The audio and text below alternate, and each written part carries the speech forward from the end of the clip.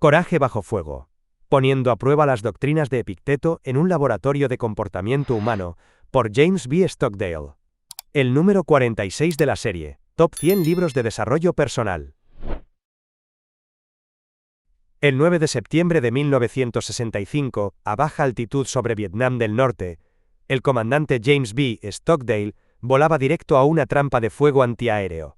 En segundos, su pequeño avión A4 fue alcanzado. Envuelto en llamas y sin control, tuvo que eyectarse. Durante los escasos 30 segundos de caída en paracaídas hacia territorio enemigo, Stockdale pronunció en un susurro su último pensamiento como hombre libre. 5 años ahí abajo, por lo menos. Estoy dejando el mundo de la tecnología y entrando en el mundo de Epicteto. Aquel oficial de pelo gris sabía que estaba cruzando el umbral hacia una prueba inimaginable, y que solo la filosofía estoica que tanto había estudiado podría sostener su espíritu en lo que estaba por venir. Efectivamente, James Stockdale no llegaba espiritualmente desarmado a esa ordalía. Años atrás, siendo piloto naval en California, había descubierto a los filósofos antiguos, y en particular a Epicteto, un esclavo convertido en maestro estoico cuyos principios le habían deslumbrado. Desde entonces llevaba consigo el Enquiridión, manual de Epicteto, y otras obras estoicas en cada misión, estudiándolas siempre que podía, incluso en el portaaviones entre combates. Esas lecciones lo habían transformado en un hombre más reflexivo y fuerte de carácter. Había aprendido a distinguir entre lo que está bajo nuestro control y lo que no, a aceptar con entereza el papel que el destino nos asigne, por duro que sea. Ahora, precipitándose hacia un destino incierto, supo que había llegado el momento de poner a prueba esa sabiduría en el laboratorio más brutal de la conducta humana. Stockdale cayó del cielo y aterrizó violentamente en un pequeño pueblo enemigo. Mientras descendía, escuchó los gritos y los disparos de la gente en tierra. Incluso sintió cómo las balas rasgaban el dosel de su paracaídas. Al tocar el suelo, apenas logró soltar los arneses cuando una turba enfurecida se le echó encima. Unos 10 o 15 aldeanos lo derribaron y comenzaron a golpearlo salvajemente. Aquella paliza feroz le destrozó la rodilla derecha. Una fractura tan grave que supo al instante que lo dejaría cojo de por vida. Atemorizado y adolorido en el suelo polvoriento, rodeado de rostros hostiles, Stockdale buscó refugio en su mente. Recordó una enseñanza de Epicteto, que brotó como un destello en medio del pánico. La cojera es un impedimento para la pierna, pero no para la voluntad. Sí, su cuerpo podía haber sido quebrado, pero su espíritu aún le pertenecía. Apretando los dientes, se aferró a esa idea. Iban a capturarlo. Eso era un hecho. No podía elegir lo que sufriría, pero sí podía elegir con qué actitud enfrentarlo. Pronto quedó claro el tipo de infierno al que había entrado. Tras ser hecho prisionero, Stockdale fue trasladado a la prisión de Hoa Lo en Hanoi, irónicamente apodada por los cautivos como el Hanoi Hilton, donde iniciaría una lucha por sobrevivir día a día. El recibimiento para cada prisionero nuevo allí era atroz. Invariablemente, los guardias los sometían primero a una sesión de tortura con cuerdas, tomar las cuerdas, lo llamaban, hasta quebrarlos físicamente y arrancarles confesiones de supuestos crímenes de guerra, grabadas en vetustos magnetófonos. Stockdale no fue la excepción. Colgado y retorcido por las cuerdas hasta el límite del dolor, terminó blandiendo palabras de culpa inculpadas por sus captores, admitiendo delitos imaginarios contra el pueblo vietnamita para detener el tormento. Acto seguido, lo arrojaron a una diminuta celda de aislamiento, en remojo en frío durante semanas, supuestamente para contemplar sus crímenes. En esa soledad espantosa, con el cuerpo magullado y la mente inundada de vergüenza, incluso el hombre más íntegro podía sentir que su esencia se resquebrajaba. Stockdale lo sintió. En los días siguientes, sentado en la oscuridad sobre el suelo de cemento, revivía una y otra vez el momento en que habló bajo coacción y un dolor más punzante que sus heridas físicas le oprimía el pecho. La idea de haberse traicionado a sí mismo y a todo lo que representaba. ¿En qué me he convertido?, pensaba, consumido por la culpa. Fue entonces cuando otra máxima estoica acudió a rescatarlo. Epicteto le recordaba que el único daño irreparable es el daño moral. No busques un mal mayor que el de destruir al hombre fiel a sí mismo y a sus principios dentro de ti. Los huesos rotos sanarían, pero perder su honor y su autoconfianza sería morir en vida. Esa realización le sacudió el alma. No podía permitirse caer en la desesperación ni el autodesprecio. Si los verdugos querían romperlo del todo, sería a través de la vergüenza y la culpa, y no les daría ese poder. Al poco tiempo, Stockdale descubrió que no estaba solo en esa lucha interna. A través de las paredes de las celdas, Los estadounidenses aprendieron a susurrar mensajes cuando los guardias no miraban. En su primer contacto furtivo con otro prisionero vecino, ambos hombres destrozados compartieron su dolor. «No quieras hablar conmigo. Soy un traidor», logró murmurar el otro piloto, convencido de que nadie que hubiera cedido debía levantar la voz. Stockdale, con la voz cascada pero firme, le contestó con empatía. «Escucha, amigo, aquí no hay vírgenes. Todos hemos dicho cosas bajo tortura. Despierta, estamos juntos en esto». Esa misma conversación, repetida con variaciones entre muchos recién llegados, fue un punto de inflexión para todos. Comprendieron que ninguno era el único que había cedido. Todos habían sido llevados más allá del límite. La vergüenza entonces empezó a perder su aguijón, reemplazada por un sentimiento de solidaridad silenciosa. En medio de ese infierno, nació una hermandad, una comunidad de hombres rotos físicamente, pero determinados a levantarse mutuamente el ánimo y a recuperar juntos su dignidad. La guerra para Stockdale y sus compañeros continuó tras las rejas con una intensidad implacable. Lejos de sentarse a languidecer hasta que la guerra acabara, descubrieron que el cautiverio sería una batalla diaria sin respiro. Los carceleros jamás se daban por satisfechos, siempre encontraban nuevos métodos para doblegar a los prisioneros. Impusieron en cada celda un largo listado de reglas absurdas, prohibiciones minuciosas escritas en la pared, que eran trampas diseñadas para ser inevitablemente violadas. Cualquier gesto inadvertido podía considerarse infracción. Hablar sin permiso, no quedarse quieto, incluso mirar de cierto modo al guardia. Cada vez que alguno tropezaba con una de esas reglas, era otra excusa para llevarlo a interrogatorio y reiniciar el ciclo de coacción. En esos duelos cara a cara con el interrogador, la moneda de cambio era la vergüenza. El oficial intentaría hacer sentir al preso como la peor basura. ¿Cómo pudiste hacerle esto a tu familia y a tu país? ¿No ves que estás equivocado? Si lograba que el prisionero bajara la cabeza humillado, tenía la partida ganada. Stockdale se dio cuenta de algo vital. Si él no aceptaba esa culpa, si rehusaba avergonzarse de sí mismo, el enemigo se quedaba sin municiones psicológicas. La fuerza bruta estaba siempre presente, las temidas sogas aguardaban en el cuarto de tortura, pero los golpes solos no podían quebrarlo mientras su voluntad permaneciera intacta. Debía blindar su mente contra el miedo y la culpa para negarles a sus captores la victoria moral. Recordando las lecciones de Epicteto, Stockdale asumió el control absoluto de sus reacciones internas. El filósofo decía que las emociones son en el fondo, un acto de nuestra voluntad, que el miedo no llega como un fantasma inevitable en la noche, sino que nace de nuestra concesión a la amenaza. Si eso era cierto, debía domar su miedo como se domina a un caballo salvaje. Así que cada día, al ser sacado de su celda y conducido a empujones hacia la sala de interrogatorios, James repetía mentalmente un mantra sencillo y poderoso. Controla el miedo. Controla la culpa. Controla el miedo. Controla la culpa. Una y otra vez, esas palabras golpeaban en su mente al compás de sus pasos encadenados. Era como una oración estoica, que lo preparaba para encarar al enemigo con la frente alta. Cuando se sentaba frente al interrogador, a pesar de estar temblando por dentro, se obligaba a respirar lento. No mostrar miedo. Inventó pequeños trucos para que sus ojos no delataran la tormenta interior. Por ejemplo, fijaba la vista en el lóbulo de la oreja izquierda del oficial que lo interrogaba, en lugar de mirarlo directamente a los ojos. Así podía concentrarse en algo neutro y mantener la compostura. Si desviaba la mirada o mostraba pánico, sabía que podría recibir un golpe inmediato.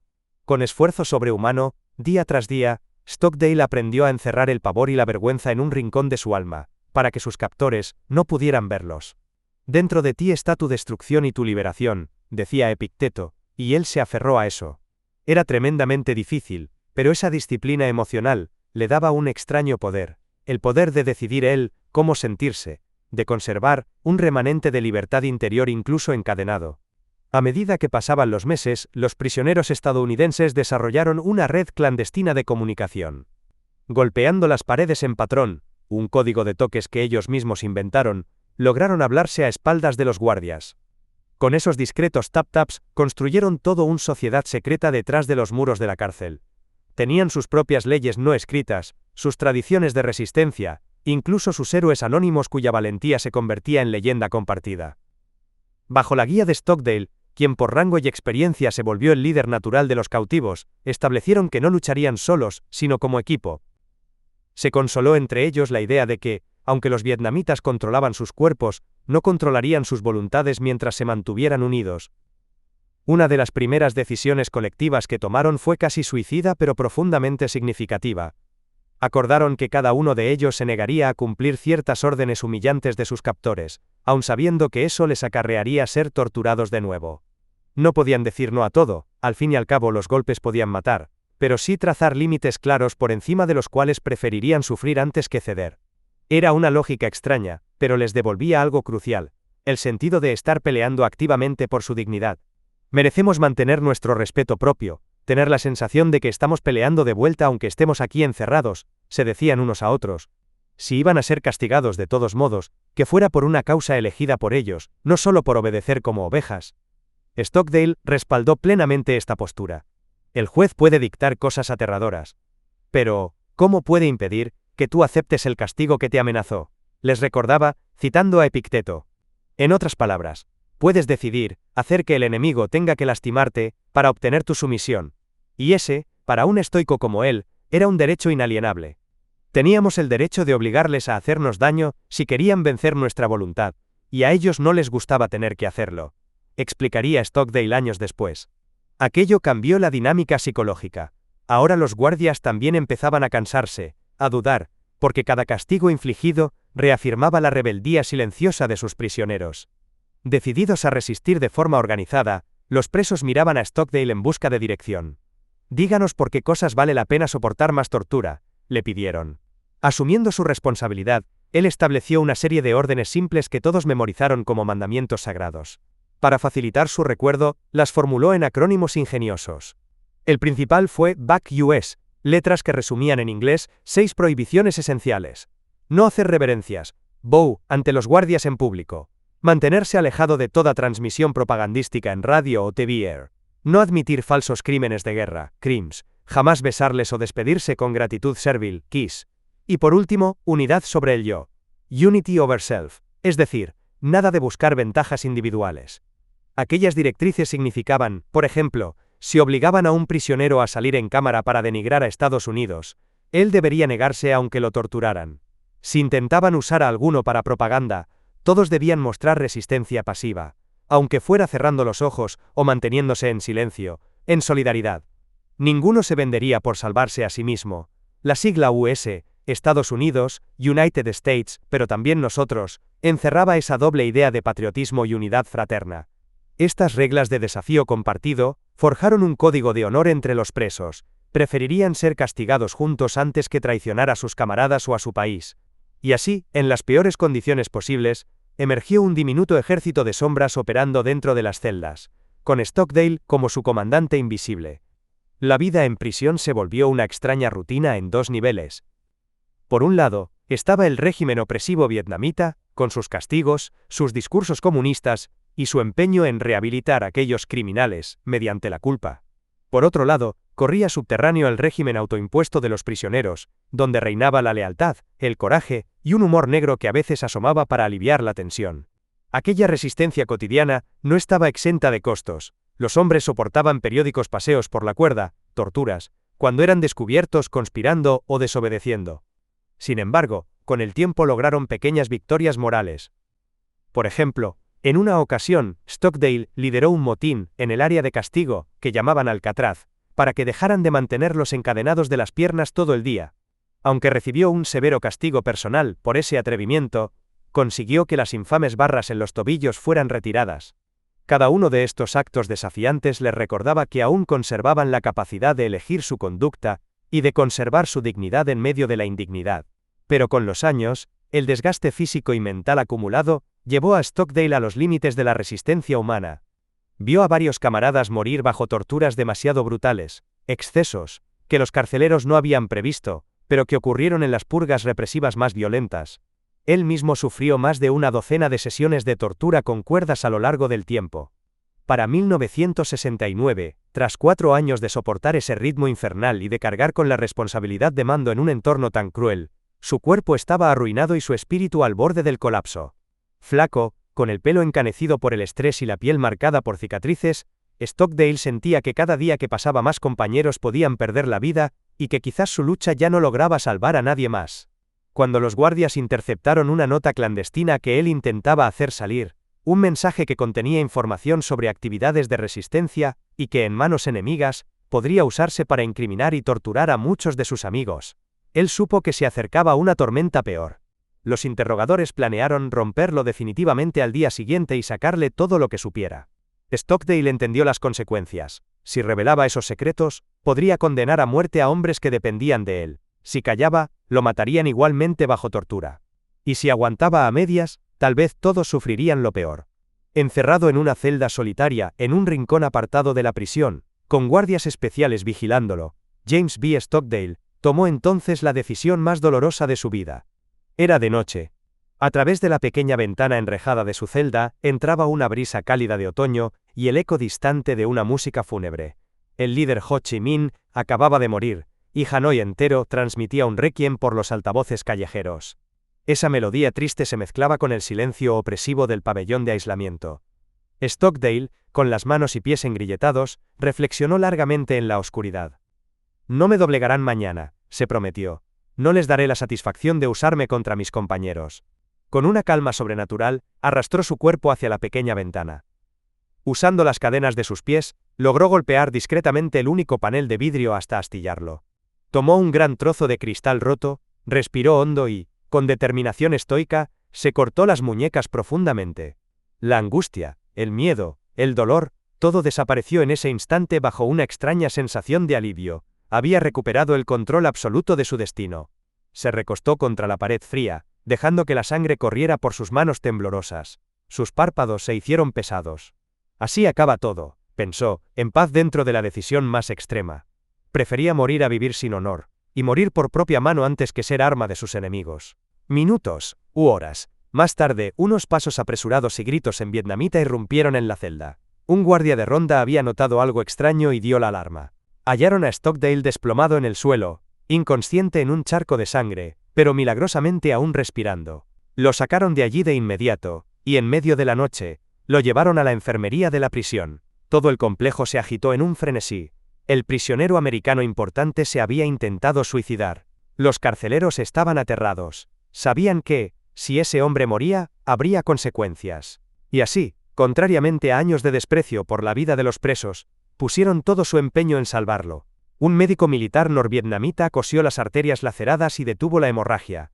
Durante horas velaron su frágil pulso. Stockdale flotaba en la inconsciencia, ajeno al revuelo que causaba su suerte.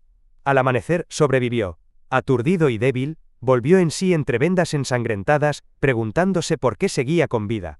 La respuesta a ese enigma llegó mucho después de la mano de su esposa Sybil. Resultó que esa misma semana, Sybil Stockdale estaba en París, encabezando protestas internacionales, y reuniéndose con delegados de la paz para exigir un trato humano a los prisioneros de guerra estadounidenses. Su campaña se había hecho pública. El mundo comenzaba a prestar atención al infierno oculto de Hanoi. Los altos mandos vietnamitas lo sabían, y lo último que querían era entregar un cadáver célebre a los periodistas. Esa inesperada presión externa le salvó la vida a James. De hecho, esa madrugada de septiembre de 1969, mientras el equipo médico lo estabilizaba, una fila de oficiales norvietnamitas de alto rango se apostó en la sala, observando con semblante serio. Comprendieron que habían ido demasiado lejos. Aquel intento de suicidio marcó un antes y un después. Desde esa noche, las torturas cesaron para todos los prisioneros americanos. Por increíble que pareciera, el sacrificio de Stockdale había arrancado una victoria humanitaria. Los hombres sobrevivientes en Hoa lo podrían esperar sufrimiento, sí, pero no más cuerdas, no más palizas brutales. Al enemigo le había costado demasiado caro su juego de crueldad y vergüenza. Cuando James despertó completamente, todavía en la enfermería, lo recibió un trato que jamás habría imaginado. El temido comisario de la prisión, responsable de tantos castigos, entró personalmente a verlo. En silencio ordenó retirar los grilletes de los tobillos de Stockdale, y en un gesto casi paternal, le ofreció una taza de té caliente. James apenas podía sostenerla con sus manos vendadas. El funcionario lo miró a los ojos, no con furia, sino con una mezcla de desconcierto y respeto, y le hizo una simple pregunta. ¿Por qué lo hiciste, Stockdale? No hubo reproches ni amenazas en su voz, solo una sincera curiosidad. El prisionero no tenía fuerzas para responder, más que con la verdad desnuda reflejada en su rostro demacrado. A partir de ese día, algo cambió incluso en la actitud de los carceleros. Nunca más mencionaron la nota secreta que tanto revuelo había causado, ni intentaron usar aquel intento de fuga final en su contra. Comprendieron, quizá, que aquel hombre ya no tenía nada que perder, y que su espíritu era invencible. Después de unos meses aislado recuperándose de sus heridas, en una celda diminuta que los presos apodaron Calcuta, Stockdale fue devuelto al bloque principal junto a los demás. Sus compañeros, que se habían enterado de su acto extremo por sus propios canales clandestinos, contenían la respiración. Su líder vivía, pero habría perdido la voluntad de luchar tras llegar tan al borde. En cuanto pudo caminar, aunque con un dolor lacerante en los brazos, James fue conducido con los ojos vendados a su nueva celda. Estaba solo, pero ya no aislado completamente. Podía oír señales de vida a su alrededor. Esa misma noche, algo rozó la pared, cerca del pequeño lavabo de su celda. Era una señal conocida. Del otro lado, su viejo amigo Dave Hatcher, con quien había compartido comunicaciones antes, intentaba contactarlo. Stockdale escuchó atentamente el patrón de golpes metálicos y entendió. Le indicaba que revisara debajo del fregadero. Con precaución, siempre temiendo un engaño de los guardias, James se acercó cojeando y tanteó con la mano. Allí, oculta, encontró una pequeña hoja de toalla de papel arrugada. La desplegó con cuidado, tapando su acto con el cuerpo por si algún ojo espía lo observaba por la mirilla. En el pedazo de papel, con alguna sustancia oscura a modo de tinta, quizá carbón o incluso excremento de rata, cualquier cosa servía para escribir, reconoció la caligrafía improvisada de Hatcher. No había explicación ni firma, solo 4 versos escritos con trazo tembloroso. Stockdale acercó la nota a la tenue luz que entraba y leyó en silencio. No importa cuán estrecha sea la puerta, ni cuán cargada de castigo la sentencia, yo soy el amo de mi destino, soy el capitán de mi alma. Era el último verso de Invictus, el poema de William Ernest Henley, que exaltaba la voluntad frente a la adversidad. Stockdale sintió un nudo en la garganta y cerró los ojos, apretando la nota contra su pecho. Aquellas palabras, I am the master of my fate, I am the captain of my soul, resonaron en cada fibra de su ser. Invictus, invencible. Eso era lo que su amigo le recordaba que aún era. Podían haberlo golpeado, quebrado sus huesos, encerrado durante años y casi llevado al suicidio, pero no habían logrado quebrar su espíritu. En el silencio de la celda, James B. Stockdale sonrió débilmente por primera vez en mucho tiempo. Supo en ese momento que, pasara lo que pasara, había vencido. Había pasado por el fuego del dolor y la soledad absoluta. Había visto lo peor del ser humano. Había enfrentado sus miedos más profundos, y aún así, se había encontrado a sí mismo. Como Epicteto y los estoicos le enseñaron, descubrió que la libertad última reside en la propia voluntad. Dolor, soledad, dignidad, transformación interior, todo se fundía ahora en una sencilla verdad.